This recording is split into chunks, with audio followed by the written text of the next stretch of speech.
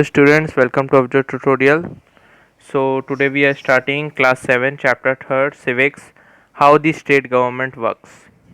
नया चैप्टर है और सिविक्स का चैप्टर है रिलेटेड टू डेमोक्रेसी, जैसे गवर्नमेंट काम करती है, गवर्नमेंट की पूरी स्ट्रक्चर के बेस्ड में ये चैप्टर है. इजी चैप्टर है बट बहुत ज़्यादा टाइम टेकिंग चैप्टर है, तो मैंने सोचा क्यों ना इस पर एक वीडियो बनाई जाए. भी चैप्टर स्टार्ट करते हैं. How the state government works. Last year, पिछले साल, we discuss the fact that governments works at 3 level, local, state and national. जब आप लोग 6 क्लास में थे और 6 की जब आप लोग सिविक्स पढ़ रहे थे तो आप लोग ये सब पढ़े होंगे कि जो हमारी गवर्नमेंट रहती है वो 3 लेवल में काम करती है. कौन कौन सा?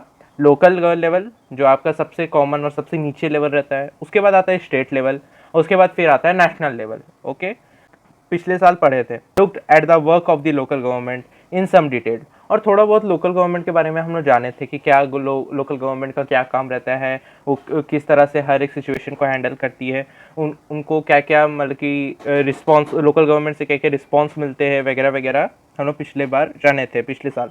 इस साल हम लोग क्या करने वाले हैं, examining the work of the government at the state level. हम लोग क्या करेंगे कि स्टेट लेवल में गवर्नमेंट किस तरह से वर्क करती है हम लोग जानेंगे. How does this take place in a democracy, और कैसे ये डेमोक्रेसी में टेक प्लेस रहता है. यार बहुत लोगों को पता है कि इंडिया एक डेमोक्रेटिक कंट्री है, सबको पता है. अब हम लोग इसमें सीखेंगे कैसे डेमोक्रेटिक कंट्री में एक स्टेट गवर्नमेंट वर्क्स करती है. सेंट्रल गवर्नमेंट और स्टेट गवर्नमेंट के बीच में क्या बॉन्ड रहता है, स्टेट गवर्नमेंट के पास कितनी पावर रहती है related to in terms of central government, central government बड़ी है या स्टेट गवर्नमेंट बड़ी है, और वगैरह वगैरह के डाउट्स हम लोग ये चैप्टर में क्लियर करने वाले हैं. ठीक है. फिर मेंबर्स के क्या रोल है, कौन से मेंबर्स के, लेजिस्लेटिव असेंबली, एमएलए और मिनिस्टर्स के क्या क्या रोल रहते हैं, उनके काम क्या रहते हैं. How do people express their views और डिमांड एक्शन फ्रॉम गवर्नमेंट, और कैसे हम कॉमन पीपल, जैसे कि मैं हूँ, आप लोग हैं, तो आप लोग अपनी common demands, common interest related to country benefit और स्टेट बेनिफिट, हम लोग कैसे अपने गवर्नमेंट के साथ इंटैक्ट कर सकते हैं, ये सब के बारे में जानेंगे. We look at this question through the example of health. ये सारे चीज़ें हम लोग जानेंगे कैसे, एग्जांपल्स वगैरह देख करके. तो जितने भी इसमें एग्जांपल्स दिए हुए हैं उसे एक बार रीड आउट कर लेना, इंपॉर्टेंट एग्जांपल्स है. और बहुत ज़्यादा यू कैन से दैट बहुत सारे क्वेश्चंस यहाँ से उठते हैं एग्जांपल से. तो फटाफट स्टार्ट करते हैं. So let's begin. Who is an MLA. MLA क्या होता है?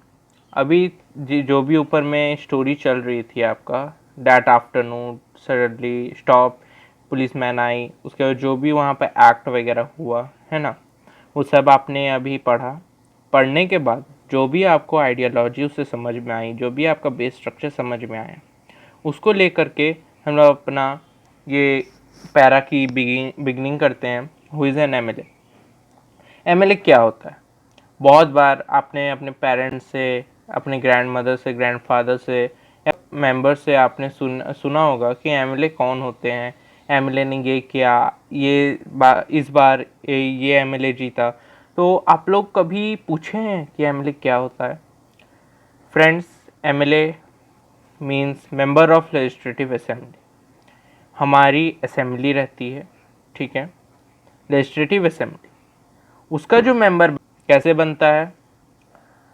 आपका इलेक्शन से, इलेक्टोरेट से वो मेंबर चुना जाता है, बनाया जाता है, और बनने के बाद लेजिस्लेटिव असेंबली में जब वो एमएलए जाता है, मेंबर जाता है, तो उसे एक अलग आइडेंटिटी, अलग नाम से जाना जाता है, जिसे कहते हैं MLA, member of legislative assembly. In above section you have read about some events in पतालपुरम.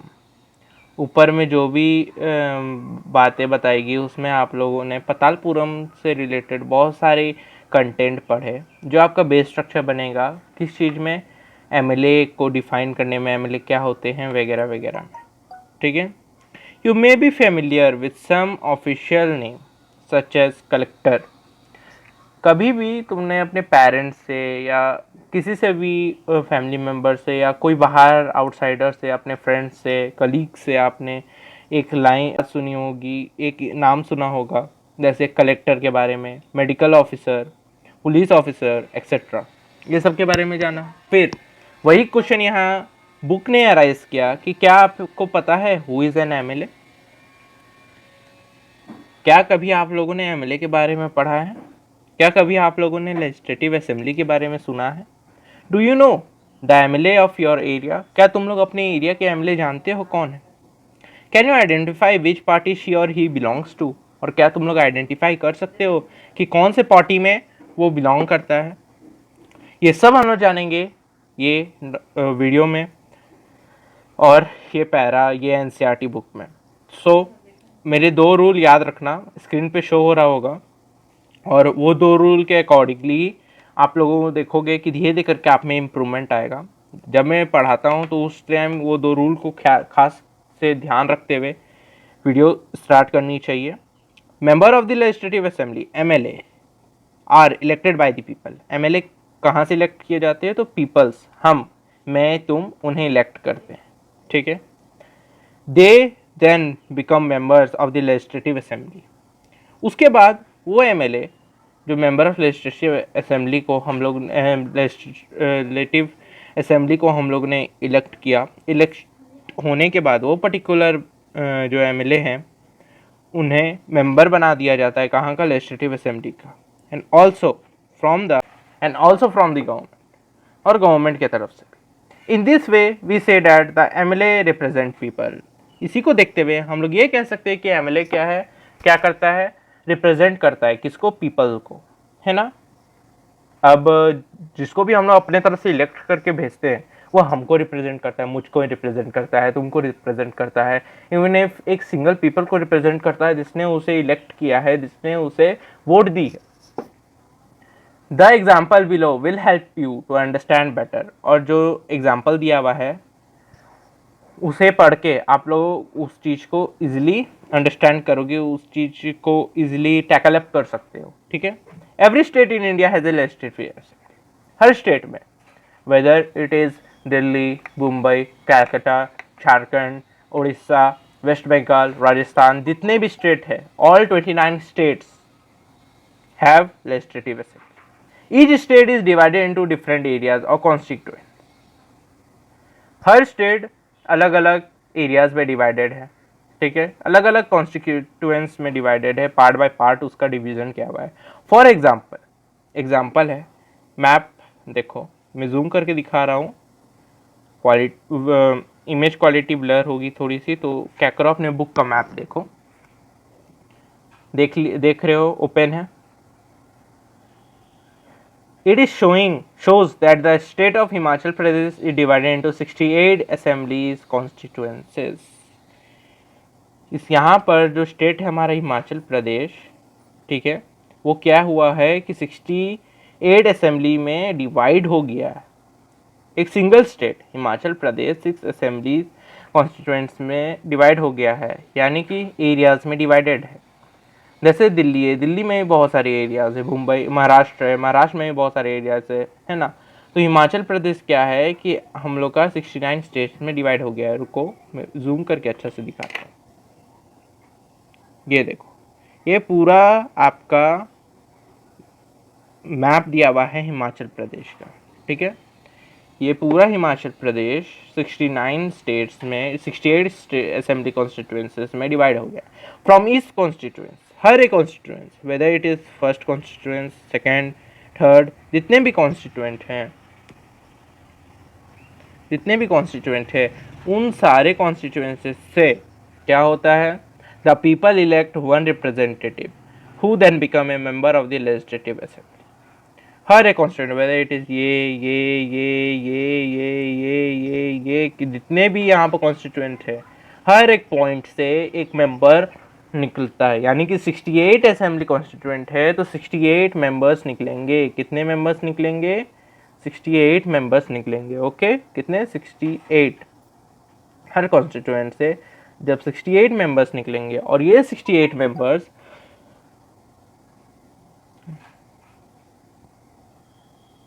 MLA बनेंगे, ठीक है। हर एरिया से 68 मेंबर निकलेंगे और ये 68 मेंबर्स एमएलए बनेंगे, member of legislatives. You would have noticed that people stands for elections in the name of different parties. तुम लोगों ने बहुत बार नोटिस किया होगा कि जितने भी पीपल्स है, मान लो 18 एज उसकी हो गई है ना, उसके पास election, you can say that voter ID है, वो कोई भी सा गवर्नमेंटल वर्क नहीं कर रहा है, कोई भी सा गवर्नमेंट जॉब नहीं कर रहा है, अगर कर रहा है तो उसे छोड़नी पड़ेगी, ठीक है। ना ही कोई भी से पुलिस केस या कोई भी सा you can say that illegal act में उसका इन्वॉल्वमेंट नहीं है, और वो इंडिया का सिटीजन है, तो उसे पार्टी क्या करती है, सीट दे देती है, किसमें, इलेक्शन लड़ने के लिए, है ना। अब सीट मिल गई जाती है, तो इसमें वही बताया जा रहा है कि पीपल क्या करते हैं, स्टैंड करते हैं इलेक्शन में अलग अलग पार्टी से। जैसे कि अभी करंट में रूलिंग पार्टी बीजेपी है, भारत जनता पार्टी, ठीक है। उसके बाद आपका कांग्रेस है, उसका डिफेंडिंग अपोजिशन पार्टी है ना। और बहुत सारे पार्टीज हैं, जैसे जेवीएम है, झारखंड मुक्ति मोर्चा, ऐसे कर करके बहुत सारे पार्टीज हैं। तो इन सारी पार्टीज को पार्टीज क्या करती है, एक एक करके पीपल अपने अंडर स्टैंड करती है और उनसे इलेक्शन लड़वाया जाता है, ठीक है। These MLA therefore belong to different political parties, और इसीलिए ये 68 एरियाज, रुक जाओ, ये 68 एरियाज के MLA डिफरेंट पार्टीज को बिलोंग करते हैं, ठीक है। ये 68 एरियाज के MLA डिफरेंट पार्टीज को बिलोंग करते हैं। हम लोग नहीं बता सकते कौन पार्टी के MLA किस पार्टी का है, ओके। ये 68 MLA डिफरेंट पार्टी को बिलोंग करते हैं। How do people who are MLAs become minister और चीफ मिनिस्टर। अब आप लोगों को हमेशा डाउट हो रहा होगा, यहाँ पर हूँ मैं अभी, ये हाउ डू पीपल, तो आप लोगों को हमेशा डाउट हो रहा होगा कि अरे MLA कैसे मिनिस्टर बन जाते हैं या चीफ मिनिस्टर बन जाते हैं, ठीक है। ये क्वेश्चन है, मार्क कर लो, इंपॉर्टेंट क्वेश्चन है, इसको मार्क कर लो, ठीक है। ए पॉलिटिकल पार्टी, और इसका आंसर क्या है मैं बता रहा हूँ, political party whose MLA have won more than half the number of the constituent to a state can be said to be in a majority. मान लो हरियाणा का ही हम लोग एग्जाम्पल लेते हैं, हम लोग के हरियाणा में, ठीक है, अपना जो हरियाणा है उसमें से कोई एरिया के एक MLA खड़ा हुआ इलेक्शन के लिए, ठीक। इलेक्शन के लिए जैसे खड़ा हुआ, इलेक्शन के लिए खड़ा होने के बाद उसने क्या किया, एक एक करके सारे कॉन्स्टिट्यूएंट यानी कि सारे डिस्ट्रिक्ट को जीतते गया, और अगर वो 68 का हाफ यानी कि 34 डिस्ट्रिक्ट को वो जीत लेता है तो वो मेजोरिटी में चला जाता है, उसे मेजोरिटी उसे मिल जाती है, ठीक है। जब उसे मेजोरिटी मिल जाती है, the political party that has the majority is called the ruling party. जैसे उसे मेजोरिटी मिल जाती है उसे क्या कहा जाता है हम लोग को, रूलिंग पार्टी, है ना। मान लो कोई पार्टी का, जैसे एक हरियाणा में 3-4 पार्टी लड़ रही, उनमें से मान लो एक एग्जांपल लेते हैं हम लोग पार्टी का, जैसे कि कांग्रेस है, ठीक।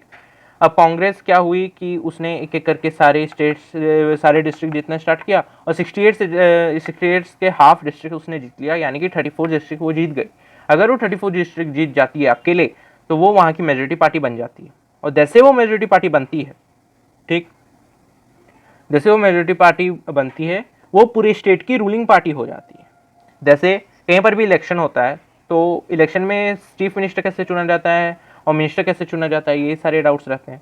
तो इसे चुनने के लिए जैसे चीफ मिनिस्टर का इलेक्शन हो रहा है तो उसमें क्या किया जाता है, पर्टिकुलर स्टेट में इलेक्शन करवाए जाते हैं, उनमें से जो जितने ज़्यादा वोट जिस पार्टी को मिलते हैं वो पार्टी रूलिंग पार्टी कहलाती है, वो पार्टी जीत जाती है ना। और जीतने के बाद the political party that has the majority is called the ruling party and all the other members are called the oppositions. जैसे वो जीत गई, है ना, जीतने के बाद बाकी जितने भी 34 पार्टीज मिक्स करके जो 34 आपका डिस्ट्रिक्ट जीती हैं उन्हें क्या कहा जाता है, अपोजिशंस कहा जाता है। For example the legislative assembly of state of Himachal Pradesh है 68 MLA कॉन्स्टिट्यूट। सो इसी के साथ पार्ट फर्स्ट कंप्लीट हो गया, बहुत आसानी से हो गया। पार्ट सेकंड आने वाली है, उसके लिए इंतज़ार करो। Patience is a good gift. Bye bye. Please like then subscribe and then positively share.